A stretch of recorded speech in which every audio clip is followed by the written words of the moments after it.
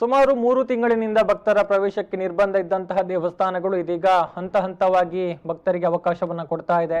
ಆದರೆ ಕೊರೋನಾ ಭೀತಿ ಹಿನ್ನೆಲೆಯಲ್ಲಿ ಎಲ್ಲೂರು ದೇವಸ್ಥಾನದಲ್ಲಿ ಭಕ್ತರ ಸಂಖ್ಯೆ ವಿರಳಗೊಂಡಿದೆ ಎನ್ನುವಂತಹ ಮಾಹಿತಿ ಬರ್ತಾ ಇದೆ.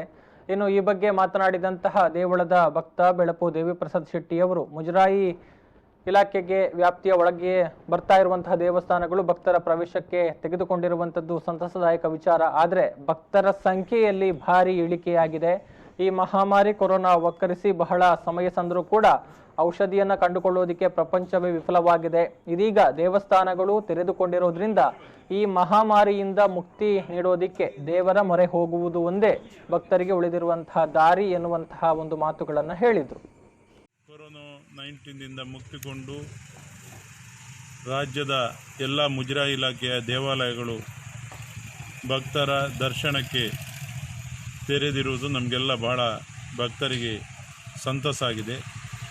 ಅದರಲ್ಲೂ ನಾವು ಪುರಾತನ ಇತಿಹಾಸ ಪ್ರಸಿದ್ಧವಾದಂಥ ಎಲ್ಲೂರು ಈಶ್ವರ ದೇವಸ್ಥಾನ ಈ ದಿನ ನಮಗೆ ಭಕ್ತರಿಗೆ ದೇವರ ದರ್ಶನ ಮಾಡುವಂಥ ಅವಕಾಶ ಲಭಿಸಿದೆ. ಆದರೆ ಭಕ್ತರ ಸಂಖ್ಯೆ ಭಾಳಷ್ಟು ವಿರಳ ಇದೆ.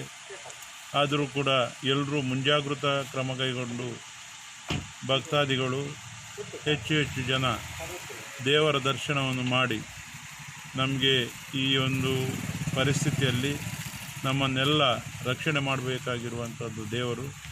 ಆದ್ದರಿಂದ ಎಲ್ಲೂರು ಉಲ್ಲಯನ ಅನುಗ್ರಹ ಪಡೀಲಿಕ್ಕಾಗಿ ನಾವೆಲ್ಲರೂ ಕಾತರದಿಂದ ಕಾಯುತ್ತಿದ್ದೆವು. ಈ ದಿನ ನಮಗೆಲ್ಲ ಸಂತಸ ಆಗಿದೆ.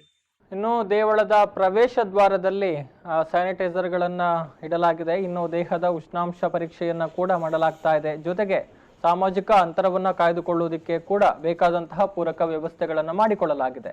ಇನ್ನು ದೇವಳದಲ್ಲಿ ಯಾವುದೇ ಸೇವೆ ಸಹಿತ ತೀರ್ಥ ಗಂಧ ಪ್ರಸಾದ ಇತ್ಯಾದಿ ಲಭ್ಯ ಇಲ್ಲ ಎನ್ನುವಂತಹ ಮಾಹಿತಿಯನ್ನು ಕ್ಷೇತ್ರದ ಪ್ರಮುಖರು ಕೊಟ್ಟಿದ್ದಾರೆ.